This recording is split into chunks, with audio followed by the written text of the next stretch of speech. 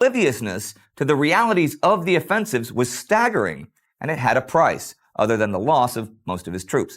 On April 13th, Conrad agreed to put his Austro-Hungarian 3rd and 4th armies under the direct command of German Army Chief of Staff Erich von Falkenhayn. He couldn't really do worse than Conrad, and the timing was appropriate in other ways too, for the Russian counteroffensive was now developing some of the many logistical problems that had befallen Austria. When they were in the lower mountains, they had had shorter supply routes and fairly good railroad connections. But as they pushed the Austrians back, they began to deploy troops in inhospitable terrain, regions that seriously limited mobility and overextended supply lines. It might have been a blow to Conrad's prestige to give up direct command of his troops, but it did free him up to deal with other matters, such as the Italian question.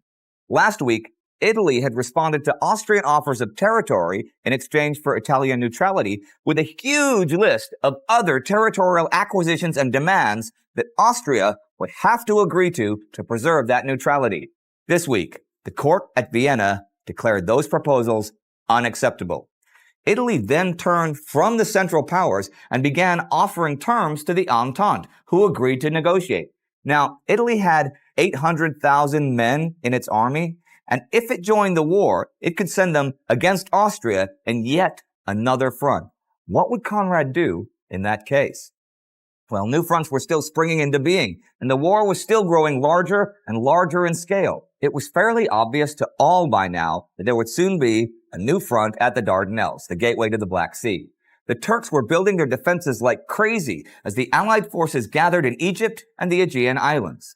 Now, an easy victory at Gallipoli was seen by most of the Allied command as a foregone conclusion. But on April 12th, there was one warning note by Maurice Hankey on the British War Council, who wrote to Prime Minister Asquith that the military landings on Gallipoli were entirely based upon, quote, the supposed shortage of shells and inferior fighting qualities of the Turkish armies, end quote. The Ottoman forces had, it's true, suffered defeat after defeat. And actually, this same week, there was a sort of confirmation of the prevailing attitude as Ottoman forces attacked the British in Mesopotamia. The Battle of Shaiba was a series of engagements fought between April 11 and April 14th, when Turkish and Arab forces descended on Basra.